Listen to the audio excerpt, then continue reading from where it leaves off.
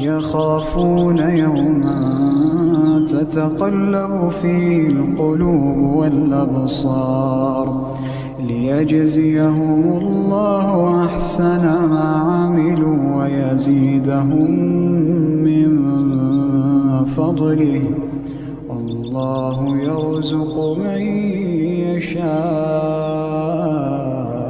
بغير حساب.